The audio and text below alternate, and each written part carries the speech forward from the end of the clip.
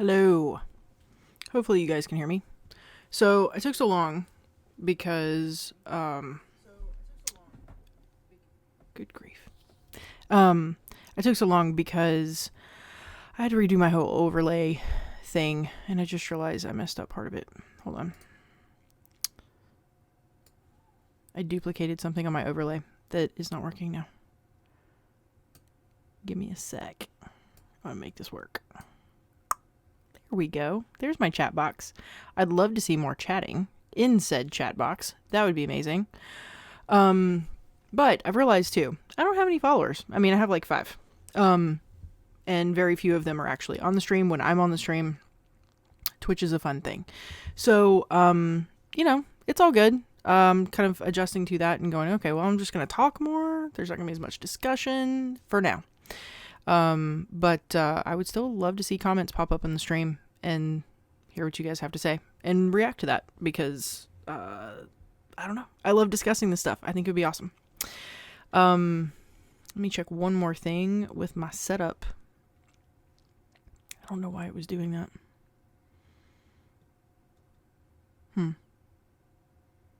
Anyway. All right. I'll figure this out later. That's fine. So tonight we are discussing Looper. Looper's amazing. Got the little bit of a poster right there. It's not the full poster, but it is. I had this up earlier. Hold on. Where's my IMDb? IBD. The summary, which I'm going to start doing. Let's do a summary. Okay, couple of rules, couple of ground rules. I talk about scripts on this stream. Welcome to Writer of Wrongs. I should have said that first. Welcome to Writer of Wrongs. I'm House Adducci. I'm a screenwriter and a producer, and I just love talking about story and scripts, and in particular, how scripts are written, because it's not the same as watching a movie. So one of my rules is I might mention the movie, but I try not to. This is specifically about the script and how it was written. I think I have another rule. I've already forgotten my rules. It's all good. So one of the things I want to start doing is actually reading a synopsis of the film in case you guys haven't seen it. In case you have no idea what we're working with here. So the summary for Looper, which is a film by Rian Johnson, written by Rian Johnson. So we're dealing with a script that was written by the director, for the director, if you will. In 2074, when the mob wants to get rid of someone, the target is sent into the past where a hired gun awaits, someone like Joe, who one day learns the mob wants to close the loop by sending back Joe's future self for assassination. I guess that's an okay synopsis.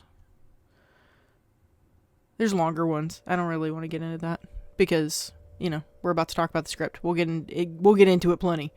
But anyway, so IMDb, there you go. So Looper is one of my favorite scripts. It is my favorite script. It was my favorite script until I read Pan's Labyrinth. And Pan's Labyrinth blew me away. So the reason I love Looper so much is the major topic tonight, which is efficiency.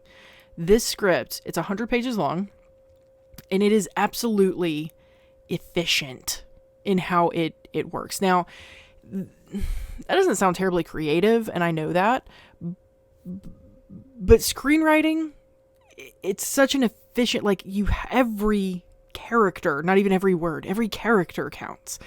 And it's that important, and pacing is that important. Words are that important. Not to say they're not important in a novel or anything like that, but it is very different. It's just, it's a different medium where you really have to deal with, every word that you're writing. I've got novelist friends, that we would get together to write, and, I would say something about, at the end of the night we go, oh, how many pages did you write or whatever? And they're like, oh, I wrote, some crazy amount of words, 2,000 words or whatever, because it's word count. And I'll be like, I wrote 5 pages, which is not even close to that word count. But that's how hard it is. You're really trying to distill everything, and it's just a very different kind of medium. So, Looper, that's just one of my things.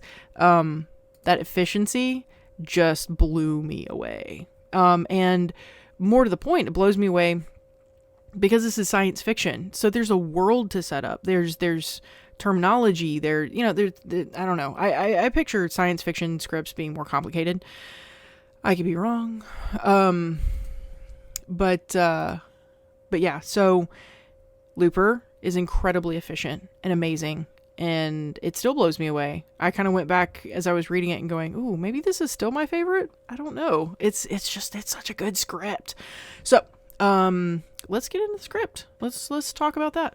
Let's see what we got going on here. Okay. So we've got, again, I had to redo my overlay. So give me a second. I may have to redo some things here. Let's do this. There we go. Now we're getting there. Now we're starting to cook with some gas. All right. So we have Looper, a science fiction film by Rian Johnson. And once again, I don't have my chat up here. Okay, hold on. I gotta fix my chat. See, this is the fun about doing this stuff live, too. Is I get to just screw around and mess around and talk like a normal person. And I like that. There we go. Ooh, cat's on. There we go. Only good at lurking. That's okay, Cat. I'm glad you're here. I've read some of Kat's work, and it's pretty darn cool. And speaking of world building, I can talk. I promise. She does a great job. She's got some great stuff herself. So, Kat, I'm glad you're here, and I'm glad you can actually chat this time. That's good too. So we're talking about Looper, science fiction film by Rian Johnson, and there's actually I made notes this time. So maybe this will be like fun. Oh, Kat, you haven't watched Looper. Ooh, okay. I've never had to do this before because I've never really had people on my stream before. Spoilers. Warning. Spoilers. This is a film that has some reveals and things like that. And I don't know if you'll stick around to the very, very end, but I may talk about those reveals. So fair warning, heads up. I'm glad you mentioned that. So the first thing I wanted to do was actually but read this opening bit because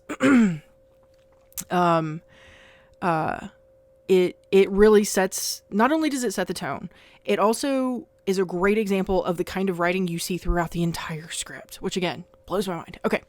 Exterior, edge of cane fields, day, a pocket watch, open, ticking, swinging from a chain. Held by a young man named Joe in a clearing beside an endless field of thick sugarcane. Sky pregnant with rain. Waiting. Practicing French with audio lessons on wireless earbuds. He checks the watch, removes his earbud headphones, stands. Without much ceremony, a bloodied man in a suit appears from thin air, kneeling before the young man, hands and feet tied, burlap sack over his head, muffled screams, gagged. With no hesitation, Joe raises a squat gun and blows the man apart with a single cough of a shot. Later, cuts open the back of the body's jacket, revealing 4 bars of silver taped to the dead man's back. Joe takes them. And then we have this. I can do this. I promise. No, apparently I can't. Whatever. That'll show you where I'm at. Time travel has not yet been invented, but 30 years from now, it will have been. It'll be instantly outlawed, used only in secret by the largest criminal organizations. I'm only halfway through page 1, guys. Like, this is crazy to me because, I just realized, there we go. It's crazy to me because you've got, that's the kind of language that you see throughout, that like little snippets of sentences, little feeling, that's what I mean by every character counts. Like, complete sentences, blah, get rid of your adjectives. And if you're going to use adjectives, get rid of the subjects, get rid of the whatever you need. You know what I mean? Like, everything that he puts in here, just starting with a pocket watch, open, ticking, swinging from a chain right there. Like, it's so efficient.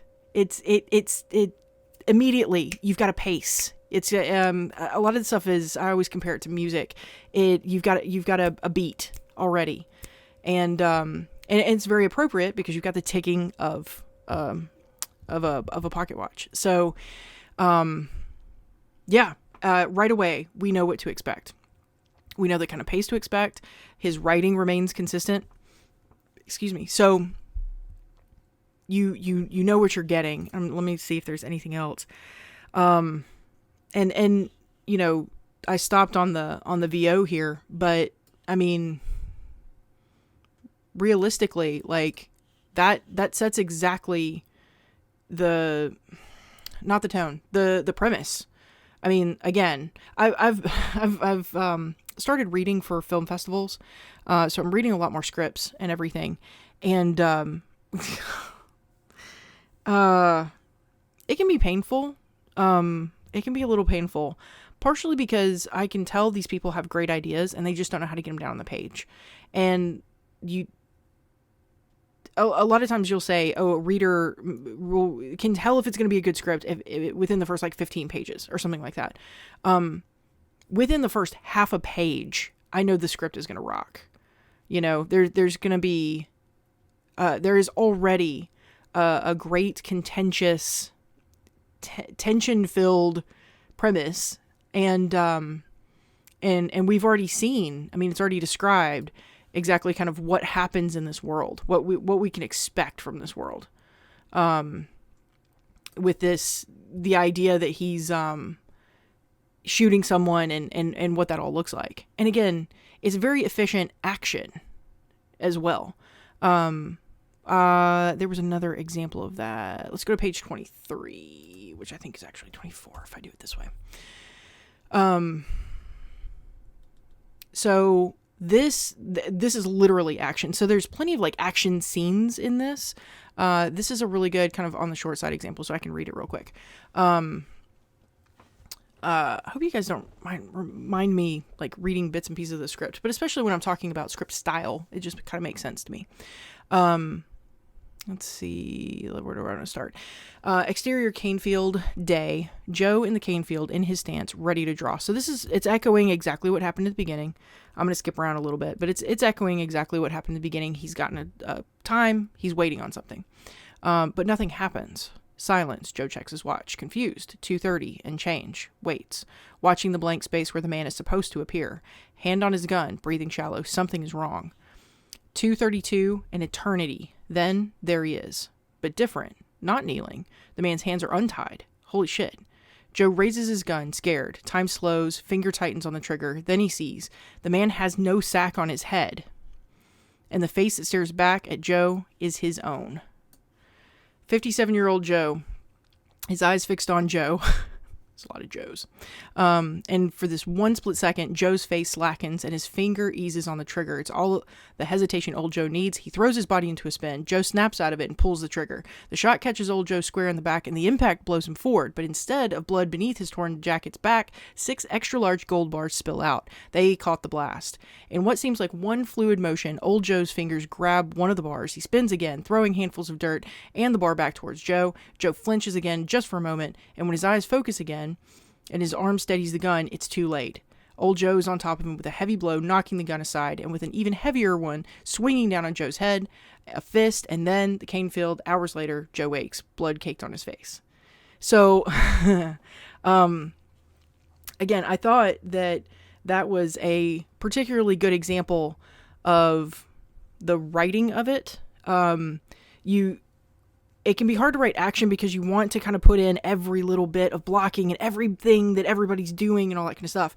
But honestly, what matters is still pertaining to the story. So if we go back, we've got, the intro, which is not quite to the action yet, but it's building a lot of tension that is going to bleed into the action, right? So you've got, him waiting, something's wrong, and then the guy pops up. We see 57-year-old Joe. There's this recognition that passes a moment before the action starts. Well, even when the action starts, the shot catches old Joe square in the back, impact blows him forward, which is something we've kind of seen how these blunderbusses do. But instead of the blood underneath his torn jacket, 6 extra large gold bars spill out. They caught the blast. So old Joe knows to spin and catch it on his back and all that. And then in one fluid motion, old Joe's fingers grab one of the bars. He spins again. There's handfuls of dirt and the bar back towards Joe. So it's this dance that's being described, and I know it's a dance. Like it creates a very vivid picture in my mind, and it has so much to do with their relationship, and it has so much to do with logistics, like the logistics of being a looper and the fact that they put the gold bars and where they put the gold bars on the back and everything else. So it even this scene has so much to do with character and story. And I was thinking, I'm a big fan of this movie as well, but something that's really great about this scene, once you've seen the movie and you know what's going on, is it really proves how much more experience old Joe has than young Joe. Just anything, if you're going to write something with a lot of action, you need to read something with action and figure out how different people handle it. So I've mentioned Edgar Wright a bunch. I probably mentioned him every podcast, or every stream, but, he really details his action. It's still very fluid to read, and it's still, every bit of it still makes sense that it's in there, and like how he writes and everything else. This is just a little different, and I love how concise it is. I can follow the beats of the action, of the scene. And again, I know each and every bit of these little details has everything to do with the characters involved and has everything to do with the world that's been set up. So actually, let's go back to the world a little bit. Let's go back to the beginning. All the way back to the beginning. Let's see here. What else do I love? By page 9. Okay. So the way I've done this in the past, I've done a little bit too much like scrolling in the script and all that kind of stuff. I don't want to scroll through the script, even though I could. My notes literally have like page 1, page 2, page 3, page 4. There was something for every page. The summary of that, though, the reason I did that was, at the beginning, obviously I've already detailed, you get the detail of loopers and what they do, right? We read about like how a dude pops up, you get killed, all this kind of stuff. And so we learn the main point, the really big thing right away. We learn how it works. Ryan Johnson is very smart. He's very into film noir. And so he's created this entire like VO where the narrator gets to tell us more about what's going on. So that's another really efficient way to do things. It fits right into the tone. It doesn't feel like expo dumping at all. It's, it makes complete sense. So, but as we start reading through, so we've read the first page, we've been introduced to what he does. Now we get introduced to the world, and we learn even more about loops and all that kind of stuff right here. And then we learn, we start following Joe along his regular life. The point being, by the time we get to, let me just see if there's anything else I want to point out. By the time we get to page 9, so we've got all of this, you can you can just see how much is there, how much is not there, as far as like, it's not blocks and blocks and blocks of action. There's definitely some lengthy, nice dialogue scenes. The theme, like everything is set up is the point. By page 9, by this page right here, everything is set up. And, I would say 9 or 10, because what ends up happening, you've got the world set up, you've got how loops work. Hate that about the camera. You've got loops set up, you've got, the world set up, so you understand that you're in the future. What about this future? Oh, there's something called TKs. It's basically telekinetic people that can do things, but they can't really do much. And that was where it maxed out. Like, everyone thought it was going to be a cool thing, and then it wasn't. It was kind of lame. Here, let me switch over if I'm going to talk for a while. Boom. So everyone thought it was going to be cool, and then it wasn't. And then, you have, what else? You've got the stakes laid out as far as, like, on page 8, it mentions, okay, what happens when you close a loop? Like, what does it mean to be a looper? So you close a loop when you're at age 30, not 30, 30 years from, this is hard to explain. What's funny is he does it, and he does it really well, and he does it really quickly. So, basically, when that person pops up who you shouldn't know is you, like he does in the middle of the script, you kill that person, you realize you're getting gold bars instead of silver bars, and you know what that means. It means you have closed your loop.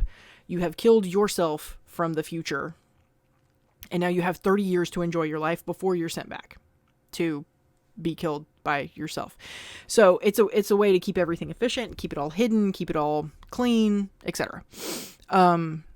All of that's introduced. All of that's introduced in the first 9 pages. What else? The person that he reports to and kind of how that works is set up, and you've got drugs introduced, which is kind of part of it, kind of not. I mean, it's a final bit. And we've met there's a kind of a girl interest of sorts. We meet her. So everything is set up. And then on page 10, we really get a feel for the theme. And the theme is something that I noticed just beat by beat. That it's him doing the same thing. We've got this montage. Let me go back. There we go. We've got this montage. Yeah, retirement plan. It's one heck of a retirement plan.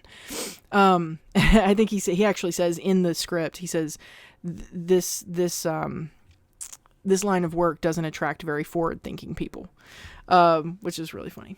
So yeah, after we've got everything set up super efficiently in 9 pages or so, a little over 9, you've got this montage. And what this is doing for the next minute or so is just reinforcing the fact that he's doing the same thing over and over and over again. And we get our theme, which basically is everything is a cycle.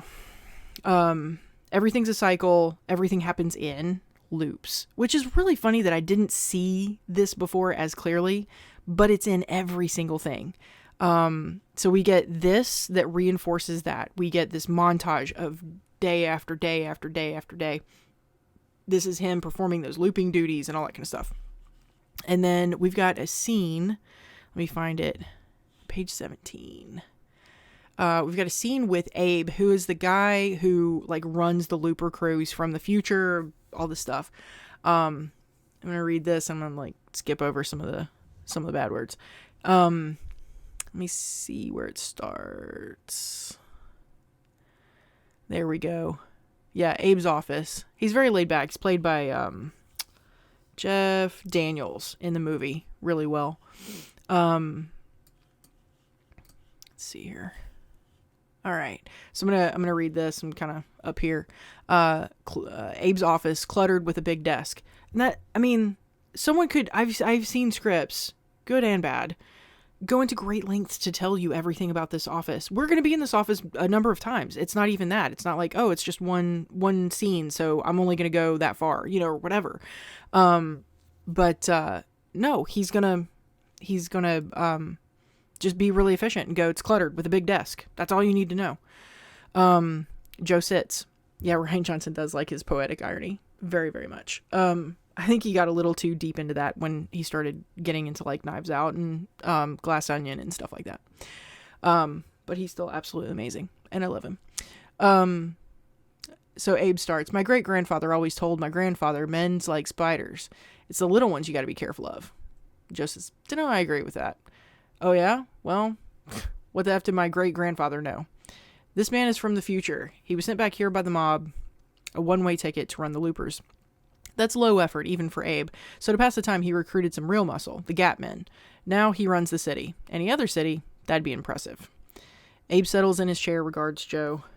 How can you kids stand those chokers? The cravats, ties, ridiculous. You're aware we don't have a dress code.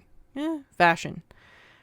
You don't know. The movies you're dressing like we're copying other movies. 20th century affectations. Do something new. Put a glowing thing around your neck or use rubberized. Just be new. Okay.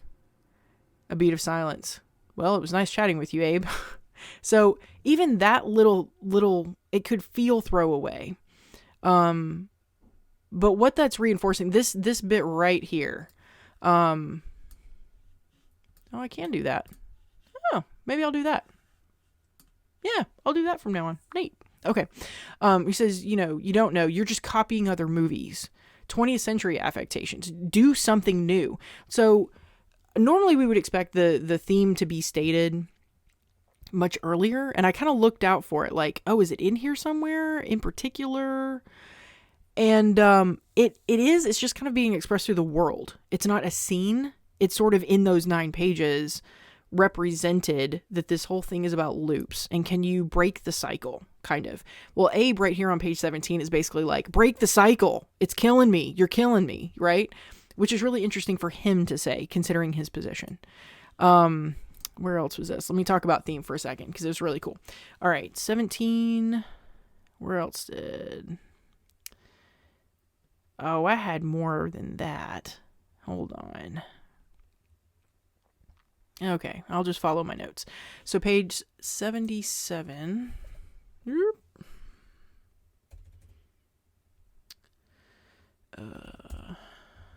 78. Get back to my comments here. Let's get sharp history dialogue. Could write an episode of Venture Brothers. Venture Brothers. Okay, that's nice to bring up. Oh yeah, the dialogue is very sharp, and I'll get to that in a bit after I finish this theme stuff. But yeah, it's I'll get to the character stuff soon. I'll wrap up the theme stuff. Random question: do scriptwriters ever have options for adding on more world building backstory outside of the script? Ooh, outside of the script. As an novelist, it would drive me crazy wondering if whoever's going to be handed the script might misinterpret things. So what's interesting about this one in particular is, of course, he was writing it for himself. He ended up directing it. I think he always intended to direct it. And I was going to talk more about this, and then I just forgot. He wrote a 3-page short story. So that's available. He did the same thing with a previous film, Brick. He had that one's labeled as a novella on his website. So... yes. Sometimes, yes, writers can also have treatments that are lengthier. James Cameron's treatment for Terminator is like 80 pages long. That definitely has more in it than you might see in a script. It's not going to be much more though. Sometimes there are like world Bibles and things like that, like where you get the chance to contribute to the lore and all of that. But as far as how things are interpreted, that's why screenwriting and efficient screenwriting is so difficult and also important, because even from this, even from as sparse as Rian Johnson's writing is, it tells a director exactly what they need to know. Meaning, what is the theme of the scene? What's the motivation? What are these characters like? How are we going to read this? A lot of those things. Sorry.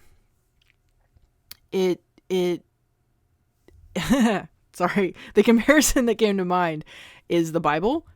Strangely weird.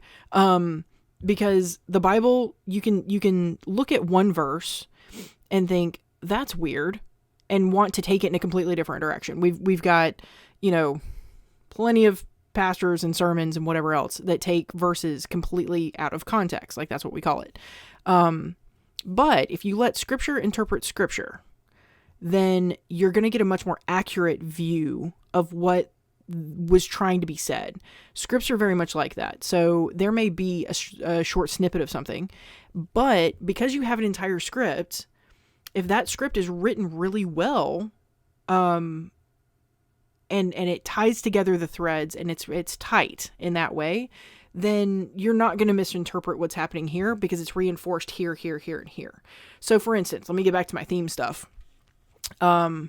kind of like that. So we've got Joe's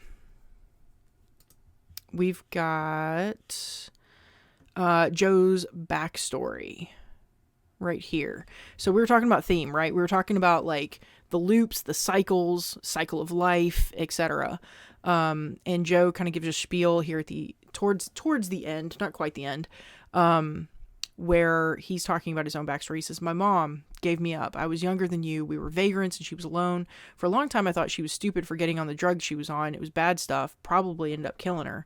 But now I see she was just so alone, and it was what she had. She sold me to a panhandle gang, but I got away, and I ran, and I ended on a train, sitting in the dark in an empty freight, going to the city, and I saw myself over and over killing those men who bought me and who got my mom and what she was on, finding them and tearing them apart, saving my mom. But you didn't." He says, "A man in the city found me, put a gun in my hand, and gave me some things. I didn't have my mom anymore. I had my work, my money, my plans for my life. That's what I'd kill for. Not something I don't have and can't ever get back." There's just men figuring out what they would do to keep what's theirs, what they got. That's the only kind of man there is. So while I see a lot of theme circling around cycles and loops, he's being a little bit more specific here, where he's talking about what would you do to defend what you have. Like that's the kind of man you are. To me, that speaks to, can you break the cycle? Are you strong enough to break the cycle? Is kind of his question. And then we get page 85. We get it again. There's this whole debate between Joe and Sarah. Sarah is the mom of a kid that ends up popping up in the script. I don't know how confusing this is without knowing a whole lot about the plot, but hopefully it's self-explanatory enough. But there's this back and forth right here where Joe and Sarah are debating whether or not this kid is going to end up being a monster. He's a TK. He's someone who can do crazy Jean Grey level mutant stuff. And it's sort of like, what's going to happen? What's going to happen with him? Who is he going to be? And that's what they're debating. They're debating here, what kind of kid he's going to be. And again, you kind of ask, like, can you break the cycle? Because this whole movie is about finding this monster of a mob boss in the future that is the one closing the loops. That's the one sending the loopers back to be killed and closing the loops. And I mean, Sarah even says, his mom says, let's see here.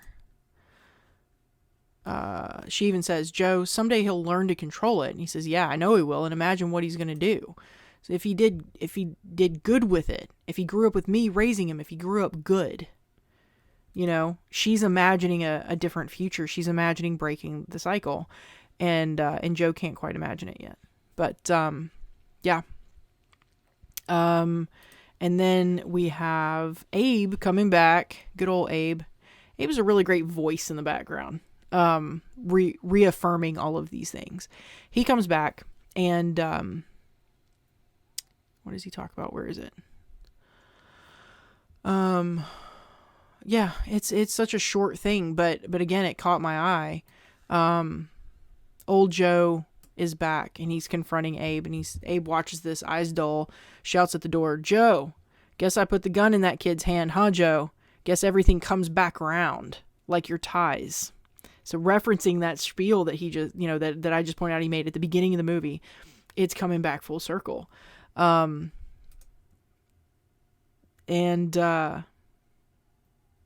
Yeah. I've got another thing highlighted. I was trying to see if that was something I wanted to do or not. Let me go back to character a little bit. Trying to see what else we have as far as my notes. Make sure I don't miss anything, but character is a good thing to talk about. So with with character. In this particular script, something you want out of dialogue when it comes to character is there was actually a festival I was looking at recently in some of their guidelines, and it says, if you didn't know who the character was, like if there was no name, could you guess who the character is by how they're speaking? So say you've been given the first 30 pages of a script and nothing after that had character names. Could you guess who it is? And I thought it was so intriguing. I'm like, no, probably not. I mean, can I really do that? Yeah, in this script I can. You could cover this up. The only difference might be, and usually you could guess it because of content, is it Old Joe or Joe? Because they're the same character, right? But Old Joe really does talk differently, and it's not just because he's calling him kid all the time or boy or whatever. He talks a little more. There's always his dialogue's a little chunkier. He talks a little bit more. Young Joe is very terse. He's a very terse character. It's interesting. It's even more interesting because there are two of them, to try and cover that up and go, okay, which one is it and why? Old Joe tends to have more to say, which is interesting. I don't know. I keep overusing the word interesting, but yeah, it becomes very obvious. Abe has a very loose way of talking. He and his crew kind of have an accent that's written into the dialogue. The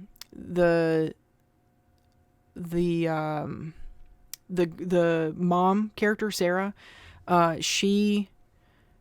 which I kind of wonder if it's a reference to Sarah Connor, by the way. I just have to say that because it's like me nerding out a little bit. But she's kind of terse as well. She bounces well off of Joe, but she actually does say different things. I don't even know how to describe it, guys. Like it just kind of blows me away how he can create these characters that do very much have their own voice. And I don't know if that has to do with motivation. Obviously the content is a little bit different because they're talking about different things, but yeah, just Sarah and Joe actually speak very similarly, and I'm not sure why. I'm not sure if that ties back to their backstories or not. I don't think I had any specific example of like a dialogue scene. Let me double check my notes. The only thing I really talked about with dialogue doesn't really have to do with character. It has more about the fact that sci-fi scripts struggle with expo dumps.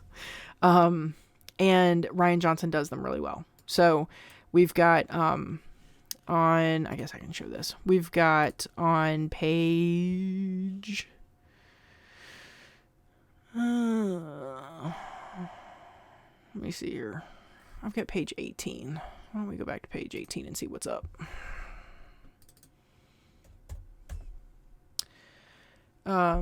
Yeah. So he does a good job laying out like Joe's backstory. Not the one that we just read about like his mom and all that kind of stuff, but like how he came to be a looper is on page 18. And Abe tells us, which is all well and good, but it reads like a reminiscing. Abe reminisces a lot, it feels like. And he's very like slow paced. He kind of knows he's got all the time in the world, I guess. I don't know. Yeah, there's this scene where Joe's background is couched in some dialogue from Abe that makes sense. Like it doesn't come out of nowhere. Abe's actually literally kind of buying time because there's some tension about what's going on with one of Joe's best friends, Seth. And he's like, okay, I'm gonna talk a little. Like, let's just talk. Let's just roll with this. And in doing so, he goes back through Joe's backstory. So we learn more about the character. We learn more about the gang and all that kind of stuff just through this conversation. And then we learn about the bad guy in a similar way. And I didn't make a note where that is in the script, so I'm not going to point it out. But the horrible, monstrous mob boss from the future's name is Rainmaker. And we learn about him similarly. We've got a character who's freaking out about closing his loop, and he mentions that his older self mentioned the Rainmaker. And so we get our little introduction to these characters because it's couched in these situations and it's couched in these interactions between characters. Let's see. Efficient action. I already read that.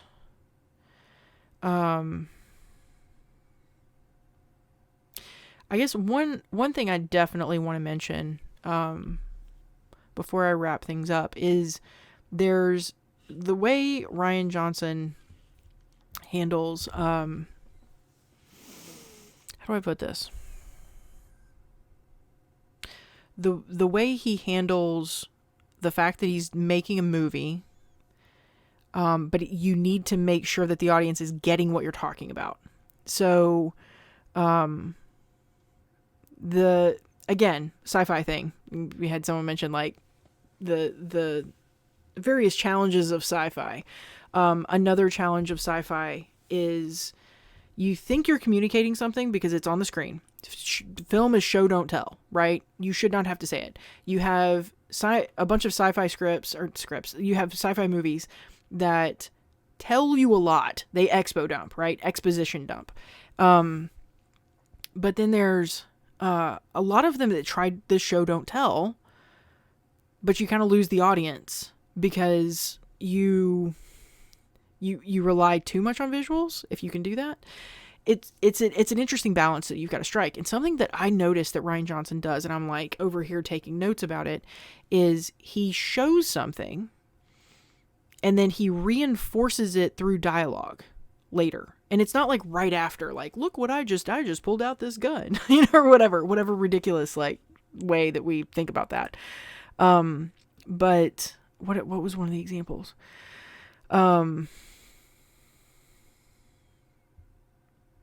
Yeah, the TK thing that I've mentioned, the telekinetic stuff. We see his friend floating a quarter in his hand. And again, most telekinetics in this world are not like awesome Jean Grey level people. They float little things. They are little people. It's kind of a joke. But we see his friend doing that. And then he reinforces it, I think in some VO. Yeah, he reinforces it with some voiceover. And kind of explaining, I did not thumbs up, stop it. But he reinforces it through VO a little later. So again, it's not, we see it floating and we're hearing VO over watching this guy do it. That, again, would be a little, it's not nuanced enough. It's not, whatever. If you keep going, it comes up naturally in the voiceover as he starts hanging out with this friend, as you start to get to know the city. You see billboards about TKs. You see other people doing the floating trick. You do all that. But time and time again, he uses that trick where we see it, which is right and proper and good for a film, and then he reinforces it. And again, it's not always through the VO. The VO can feel kind of cheap sometimes, like, oh, well, of course he's got VO. Of course he can do that. No, it wasn't always through that. There's an example because you've got the two characters who are the same character, but from different times. As the younger character does things, it affects the older character. It affects his memories. And you see this. You see the old Joe. You see him remembering something that we've just seen. So Joe does something. He's like out in the street and doing whatever. Then we see, it's hard to keep them straight. You see old Joe, and he kind of does this like he's getting a headache, and there's a flash of what we just saw Joe doing, young Joe. And So you're kind of, again, there's that visual. Now, a lot of science fiction films would leave it there and they would go, that's enough. That's enough. Show, don't tell, right? It's all good, whatever.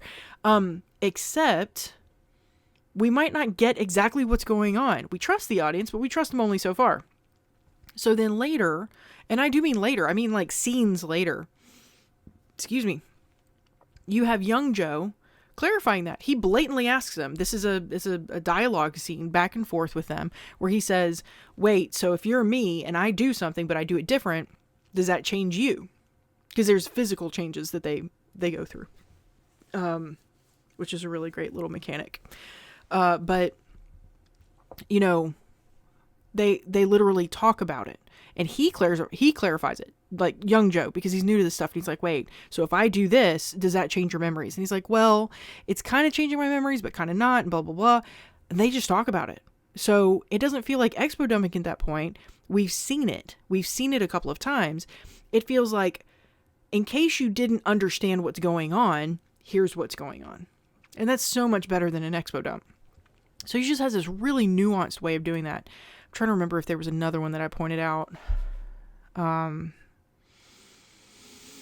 I didn't write them all down, but yeah, it was seeing him use that tool over and over again. I'm like, oh my gosh, that's such an effective tool, because you still get to be a film. You still get to show things, but then you get to explain it too and make sure that your audience understands it. And it doesn't bother someone who got it the first time at all. If anything, it's sort of like what we do in films anyway, where you set something up and you hope that your audience is like guessing at what's going to happen, right? They're asking questions and then they're guessing what the answer will be.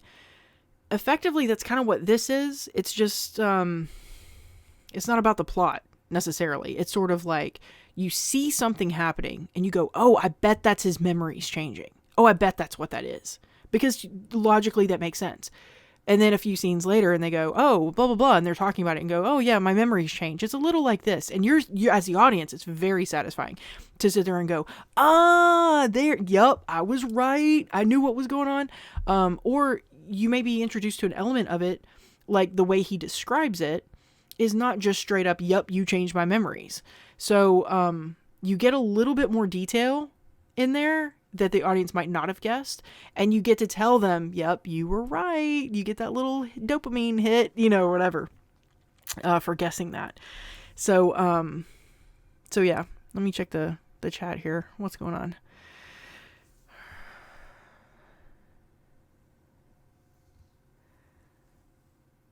Okay.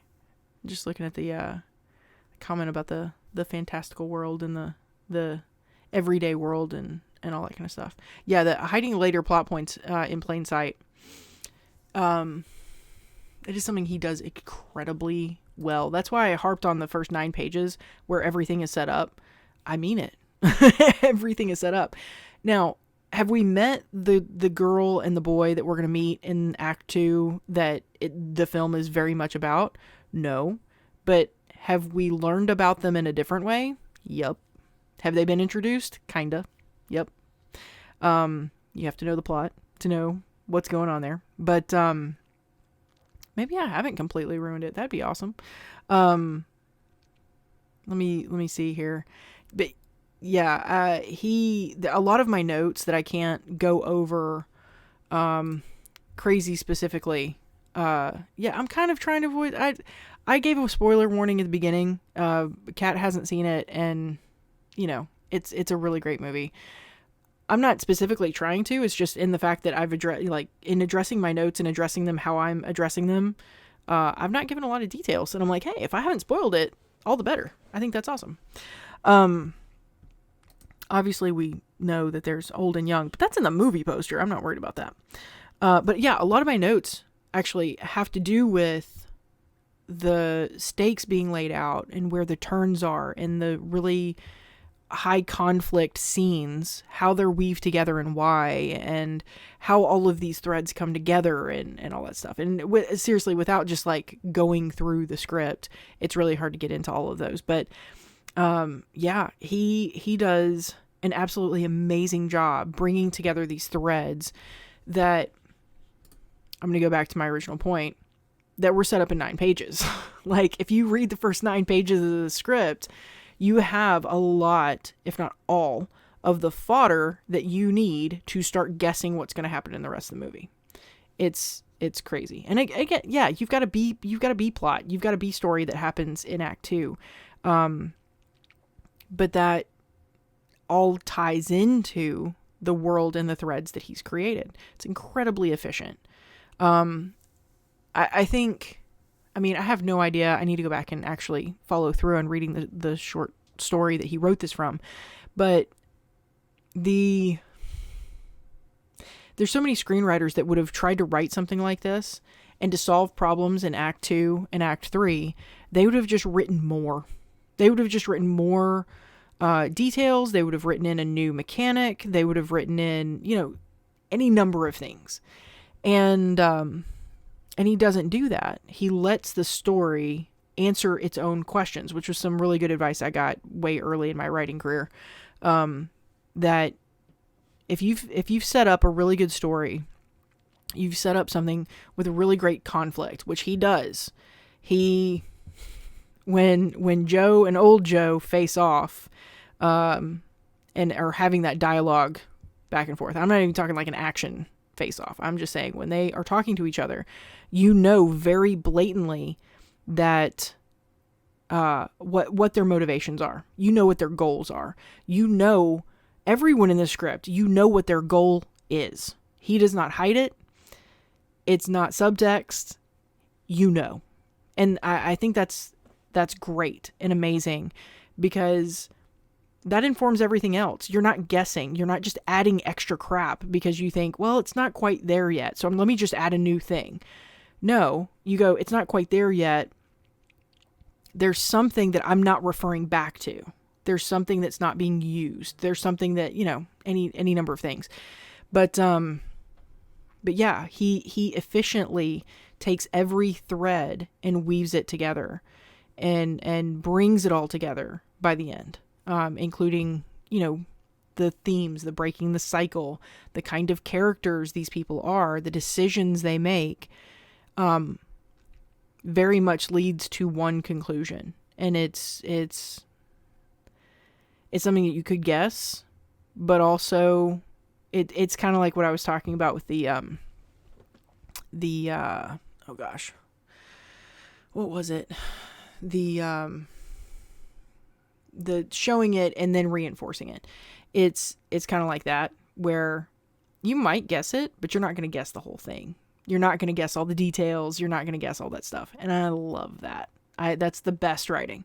You should always be able to guess a little bit of what's coming, because that's just super satisfying. But the ending to this and the way the threads come together, you might guess a little, but you're not going to guess all of it. And I think that that's absolutely amazing. So, I highly recommend this script. I need to go back and see if I would recommend the short story, but I'll make both available in links and such. I need to do that better when I'm streaming. But yeah, so excited about this. So excited to revisit it. It makes me think. I've been given the advice, and also am wanting to give the advice. Read a lot of scripts, and if you find someone who just writes in a way that clicks for you, then read all their scripts. I stole that from the Duffer Brothers. They love David Koepp's work, and so they read that, and it helps get a certain flow, because screenwriters they write differently. There's a format, but they write differently. And if you can find someone whose voice is similar enough to what you would like your voice to be, or what it is, then read all their stuff. And I would love for my voice to be more reminiscent of Rian Johnson's voice. So maybe I'll cover more of his scripts in the future. Let me see what's going on so we can wrap it up here. Well, Kat, are you writing a script, or are you writing a novel? Because you're writing a novel, weren't you? It may not be 9 pages in a novel. It's script format. You're typically looking at, well, like I said, This screenplay is only 100 pages, which is, again, mind-bogglingly efficient. So, structure-wise, you're looking at the first 10 to 12 pages of setup. You're looking at the catalyst hitting at about page 12, which it does. I think it hits at page 11. You're looking at a turn into Act 2 somewhere around page 23, 25, somewhere in there, which again it does. And, halfway point, about page 50, makes sense. And the turn into the third act is around page 86. So you can see kind of how it splits out. But yeah, with a novel, it does. I mean, that's just storytelling, right? So making sure that I guess when I talk to my novel writing friends, it would be whatever your first act is, half of that. So before your catalyst, like before your story really, really kicks off, yes, making sure that as much of that is laid in as possible. And I don't know, it may be just an efficient thing, like for screenwriting in particular, because we only have them for 2 hours. So you're going to be introducing things in the novel. But I do stand by, too many writers go back and they just try to add more stuff, and you end up getting story bloat when you do that. So if you keep referring back to the things that you laid that groundwork for, that should continue to move your story and keep it tight, keep it tighter, and keep it where it's going to converge in the end like you want it to. So I'm really bad about story bloat, by the way. That's why I know so much about it. What was another comment here? Writes like a pantser or a plotter? I have no idea what that is. I don't know what a pantser is. Pantser or a plotter? I don't know. I feel like I should Google these terms so I can properly answer that. Writes by the seat of his... Oh. Writes by the seat of his pants. Gotcha. I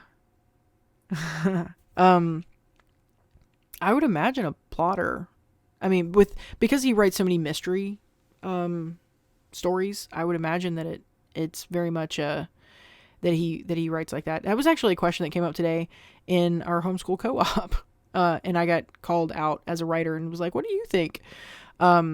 Because we were talking about outlines and how often do writers use them, and they were like, I mean, I imagine they use them all the time, right? And I was like, well, there's actually, yes, but there's actually a well-known writer by the name of Stephen King who just writes by the seat of his pants.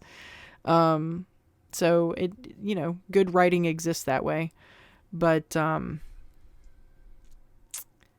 plotting out the end and engineering the rest, there is a I don't know what to call it. Not a theory, but a way of doing things that really speaks more to that, to knowing your ending. Like, it's recommended, know what your third act is. Don't just wait to discover it. I'm really bad about third acts, to be honest. I think I see so many other people are as well. They don't know how to bring those threads together in a really satisfying way. And I think part of the reason I went on and on about theme tonight is because I think that that's part of what brings together your third act. When you're, kind of setting up in the beginning, you're discovering what that theme is going to be. And then it's reinforced and reinforced and reinforced, pulled apart, explored, put back together. And then by the time you get to the third act, it really should be answering that question. So I don't know how to get rid of this. I need to learn to get rid of bots and stuff. I'm gonna have to figure that out later. Yeah, I know. It's a bot. I don't know how to get rid of it. Anyway, so I think with according to Brandon Sanderson, most writers are more pantsers than plotters. Seriously? Oh, I didn't know that. I guess I can block it. I don't really know how to handle that yet. I can't block it through my through the interface I use for streaming. So I don't know. I'll figure it out later. being a plotter, I don't know if it's more difficult. It's just, I mean, are you going to do the work? Are you, I guess, yeah. Are you going to, it's more work. It's not, to me, it's not more difficult. It's, unless you think work is difficult.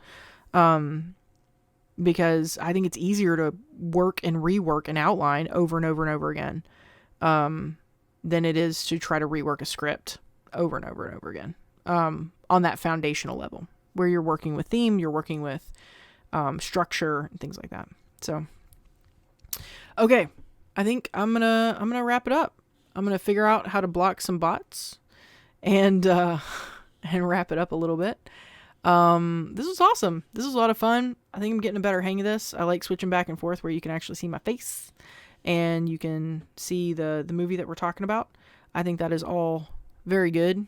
And really glad to have some people joining us. Thank you so much for the questions and the interaction. It makes it a lot easier to talk and a lot easier to cover my notes. So yeah, I highly recommend read Looper, enjoy, and if you don't have time to read it, go watch the movie because it's amazing. And I'm kind of tempted to go watch it myself right now. So we'll see you guys next week, and hopefully we'll be streaming more just gameplay. I've been wanting to play through like some demos or something like that. I'm not a gamer, so it should be hilarious. And then hopefully Nick and I will be hosting some faith and creativity sessions. Just really him and I talking about faith and creativity. It's exactly in the name. So, I will catch you later, and keep an eye out on all of the socials to see what the next movie is. And, you keep righting those wrongs.